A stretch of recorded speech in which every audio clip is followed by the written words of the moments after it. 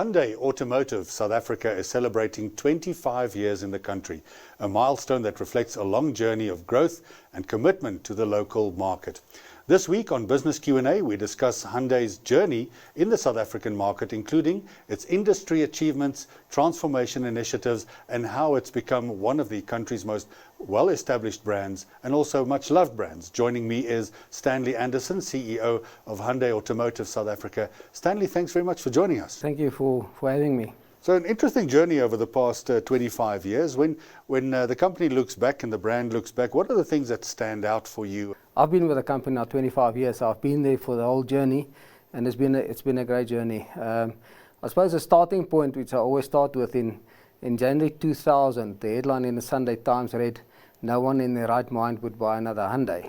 That's just after the first importer closed the doors in December 1999. So I joined shortly after that.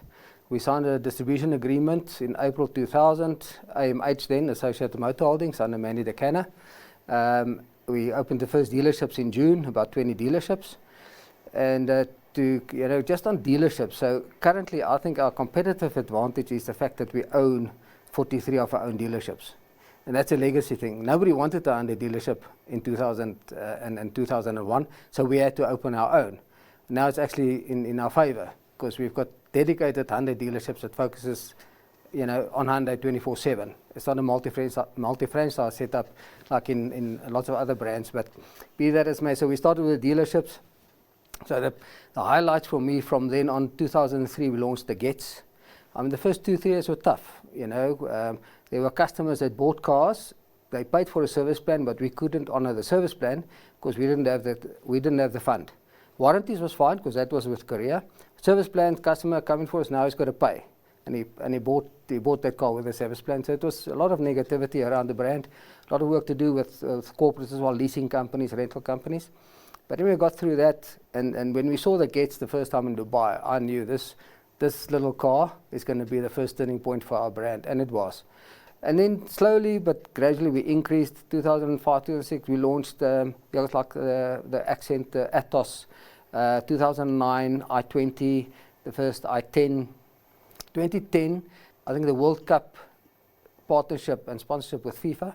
As Hyundai, we were one of the main partners, and we spent a lot of money there and really elevated the brand in the eyes of the South African consumer as a true global brand.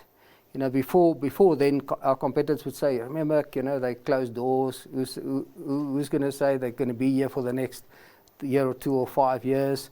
But that I think went out the door with the launch or the hosting of the FIFA World Cup in 2010.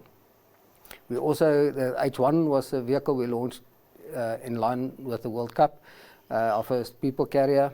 That proved to be a very popular bus. That was on the market for 11 years before it was replaced by the Staria. So product, we're in the automotive business. So as long as you bring good product to market, competitive pricing, good specifications, you've got a chance, and you'll gain market share and do sales through that.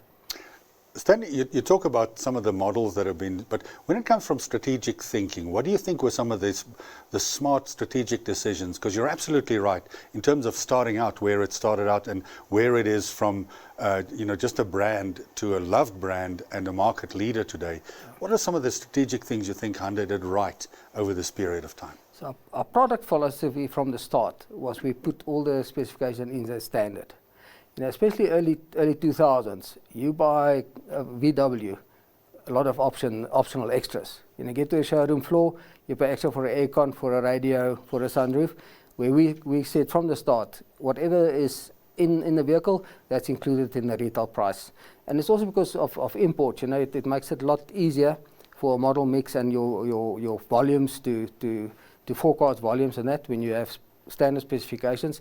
Until today, we follow the same sort of rule and philosophy, and that gave Hyundai the value for money perception in the market. Because obviously we came in very aggressive in the beginning, better spec, lower price, and gradually as that perception of value for money increased, obviously we could position our vehicles closer to the competitors like a Toyota, Volkswagen, and Chevrolet in those days. So you've recently won an award for, particularly for sales and transformation. What does that mean to you, and what do you think it says about the road going forward? Yeah, we've been always very, very pro and aggressive on the transformation front. Also, especially on the youth empowerment. If you look at our sales force, we are 81% ACI compliant. And we've grown a lot of staff internally. So our philosophy, especially in our dealer network, as I said, we own 43 dealers. We employ just over 2,000 people. We've got dealer principals, black lady dealer principals that started as salespeople, 5, 6, 7 years ago. They went through rank sales managers, dealer principals. We even have a black dealer principal, a male dealer principal. He was a security guard at the dealership. And the dealer principal then said, look, I'll show you how to sell cars. He started selling cars, became sales manager. He's now a dealer principal, from a security guard. So we're very proud in fostering talent through the organization. We got our 25 years, as you mentioned now, and there's 17 staff that's getting a 25-year award that's been with the company 25 years. There's 20 staff that's been there 20 years. So, we've got staff that's loyal, that's been around. It's because we promote from within. And doesn't matter the race or gender. If you're good for the job, you get promoted and you put into the position. Stanley, looking ahead, what does success look like for Hyundai over the next 25 years? So currently we're number 4 in the market, behind two others, Suzuki and Volkswagen, and we'd like to maintain at least number 4 or go back into our top 3 where we used to be. And it's all about maintaining or growing our market share, and continue to offer good value product, reliable product, have the parts availability to our customers, because we sell more than just a car. We talk about total cost of ownership. Customers, our vehicles have good resale value. It's not all about the purchase price. It's when you own that car, if it's an accident, how long is it off the road? We've got the parts availability better than a lot of our competitors. And we can tell you in 3 or 4 years' time what your car will be worth within 5 or 10%. And I think that's what we want to do, is be a partner to our customers rather than just sell a car up front, but look after them through their whole journey. Well, it certainly sounds like you guys have an exciting road ahead, but already an exciting road walked. Stanley, thank you very much for joining us. Thank you. That was Stanley Anderson, CEO of Hyundai Automotive South Africa. And just anecdotally, I still own a 2006 Hyundai Getz, and it goes like a dream. Stay tuned for more business programming right after this.